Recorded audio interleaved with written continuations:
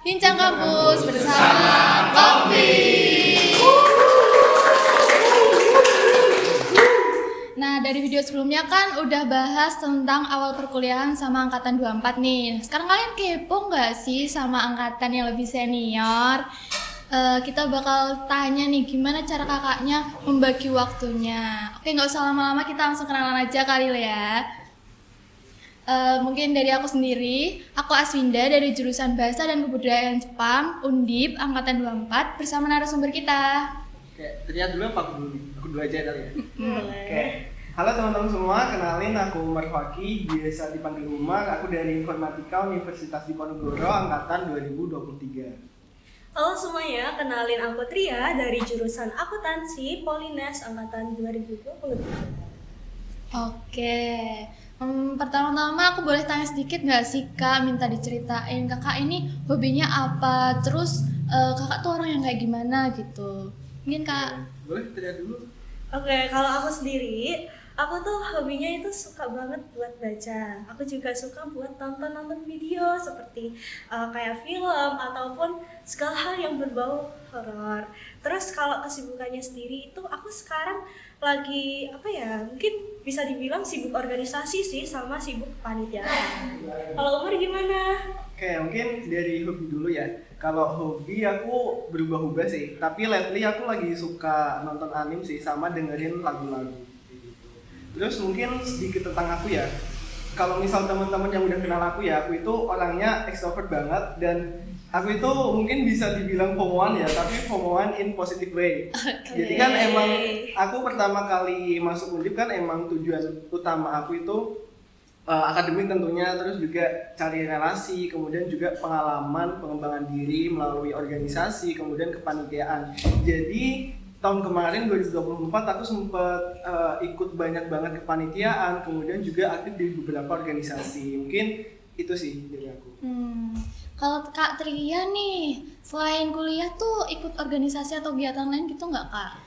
Kalau aku itu di kampus ikut satu organisasi aja sih. Aku ikut organisasi yang emang bekerja di masyarakat yang berbau sosial dan pengabdian ke masyarakat seperti itulah. Itu namanya itu Polines Mengabdi. Nah, di Polines Mengabdi sendiri itu nanti kayak kita melakukan pengabdian ke panti, terus ke sekolah ataupun kita terjun langsung ke daerah yang emang terdapat bencana alam kayak gitu. Terus selain itu sekarang lagi sibuk kepanitiaan juga. Kalau Kak Umar gimana? Oke, kalau aku mungkin kalau tahun kemarin ya, tahun 2024 aku sempat ini sih jadi staf muda di BMFSM di Biro Hubungan Masyarakat. Jadi kemarin itu aku jadi penanggung jawab program kerja namanya itu WeShare. Jadi kalau mungkin Aswin sama Tria belum tahu ya, WeShare itu nge-branding BMFSM melalui konten-konten di media sosial. Jadi kalau misal teman-teman lihat nih di IG BMFSM terus ada muka aku, jadi jangan kaget ya, karena itu emang proker aku kayak gitu. Terus juga aku sempat ikut Kamadiksi Kipka Undip atau Keluarga Mahasiswa Bidik Misi KIPK Universitas Diponegoro tahun 2024, dan aku jadi staf muda di bidang media dan informasi. Dan kebetulan juga di Kamadiksi itu aku jadi PJ studi banding. Kebetulan kemarin aku habis jalan-jalan ke Unpad nih, Win ya. Kayak gitu. Ngapain aja tuh di Unpad? Studi banding kan, ya kita sharing-sharing lah. Terus sebenarnya tuh mau jalan-jalan kan, cuman ya waktunya nggak cukup, keburu kuliah kayak gitu. Karena kan kemarin itu di bulan Oktober ya, itu kan kemarin itu sebenarnya seninya itu UTS.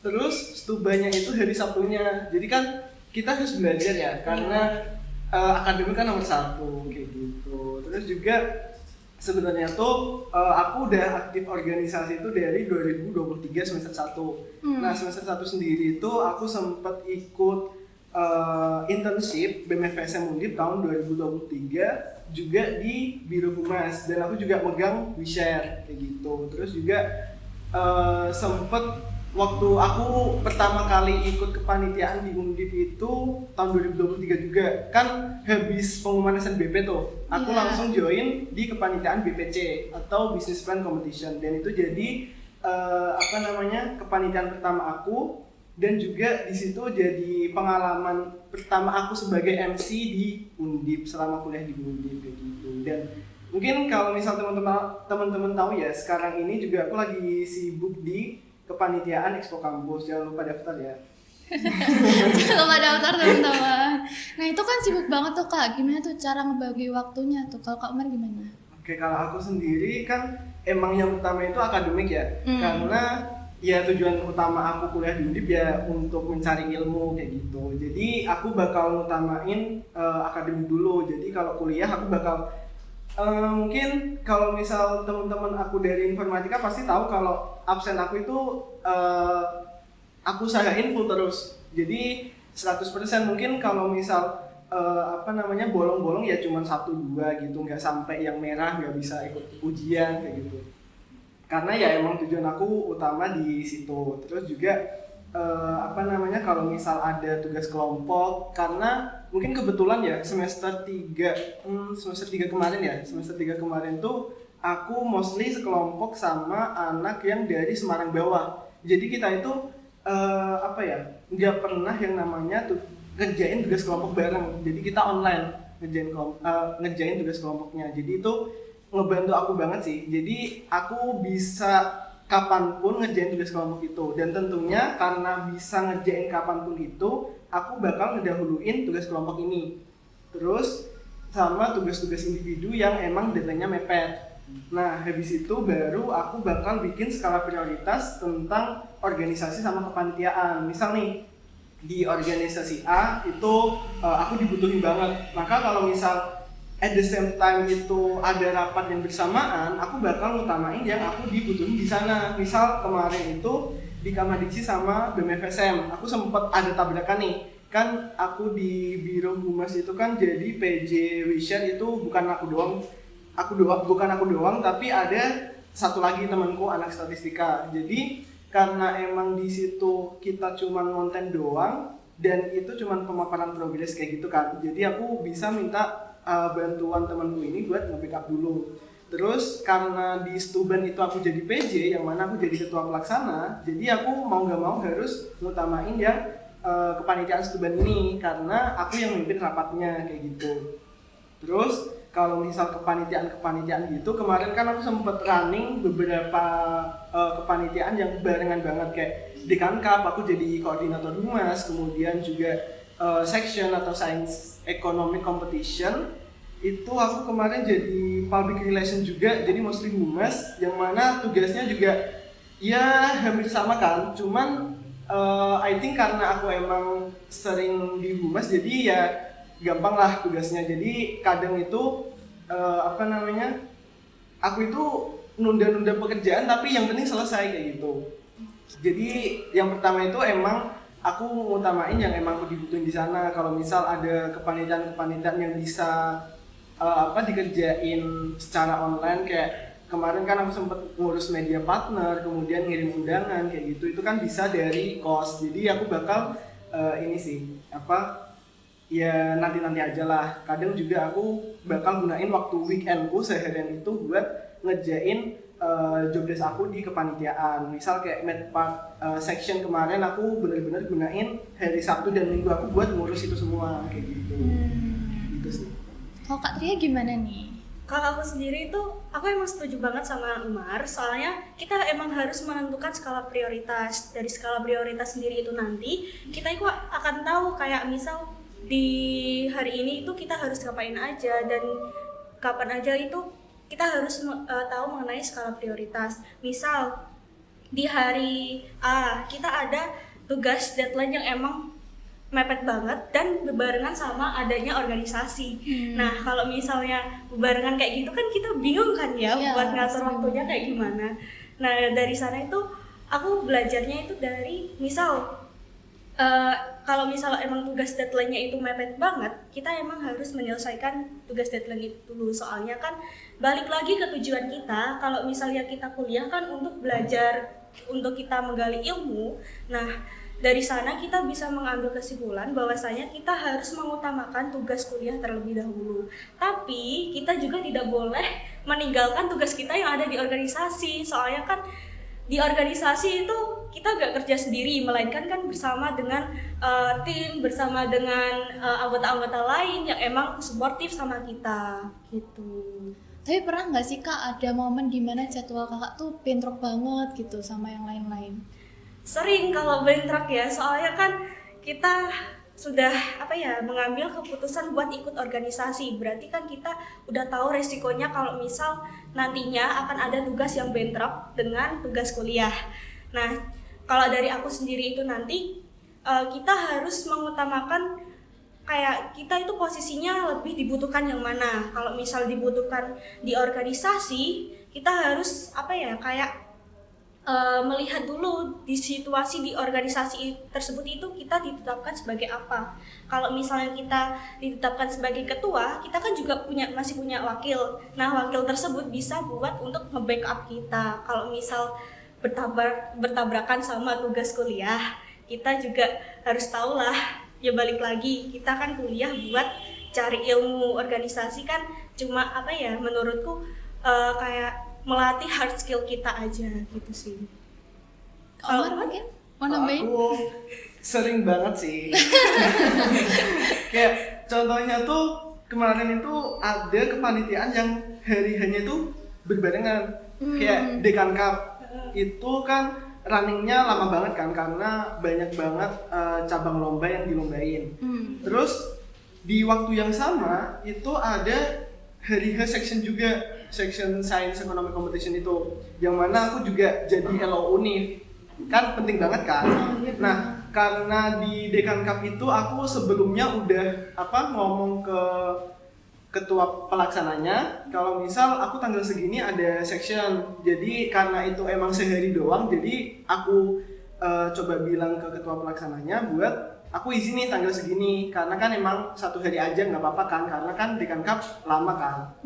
Dan juga di hari itu aku juga nggak terlalu penting itu loh humas di Dekan Cup, karena kan itu masih cabang lomba, yang mana kemarin itu seingat aku humas cuman bantu live report, dan itu juga aku udah menugasin anak aku kayak gitu.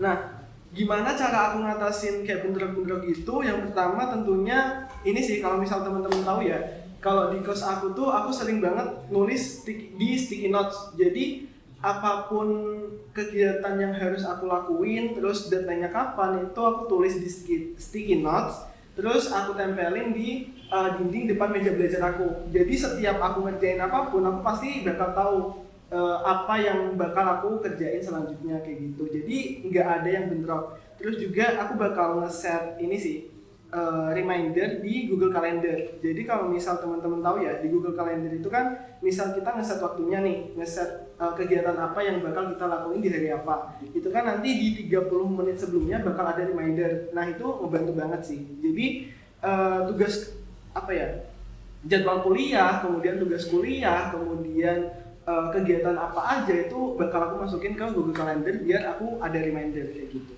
Oke, kalau dari kakak-kakak ada tips nggak buat adik-adik yang baru mau mulai organisasi gitu, biar waktunya bisa tetap seimbang? Oke, kalau tips tentunya ada sih. Mungkin belajar dari aku juga ya teman-teman. Jadi kalau misal ini sih. Jadi aku tuh dulu waktu awal masuk kuliah tuh pengen ikut beberapa organisasi. Kenapa? Karena waktu SMA dan SMP kan aku sempat ikut beberapa organisasi tuh, ada pramuka, OSIS, PMS, segala macem lah. Aku ikutin semua kan. Tapi selama itu juga aku fan-fan aja, akademiku juga oke kayak gitu. Jadi boleh lah nyoba di kuliah ini itu nyoba di berbagai organisasi. Ternyata selama keberjalanan di beberapa organisasi kayak BMFSM, kemudian Kamadiksi, ternyata nggak segampang itu. Karena kalau misal teman-teman tahu, organisasi di universitas itu lebih complicated. Jadi lebih tanggung jawabnya itu lebih besar. Nggak kayak di SMA, SMP kayak gitu. Jadi tips dari aku itu coba teman-teman ikut organisasi satu aja. jadi fokus ke satu organisasi. Jadi teman-teman itu kebaginya cuma buat akademik sama satu organisasi, dan itu bakal ngebantu banget teman-teman buat ngembangin diri. Kemudian juga teman-teman bisa all out di dua itu, di akademik maupun non akademiknya itu satu organisasi. Terus juga boleh satu kepanitiaan. Jadi jangan banyak-banyak, yang penting teman-teman bisa maksimal di situ. Mungkin kayak gitu sih.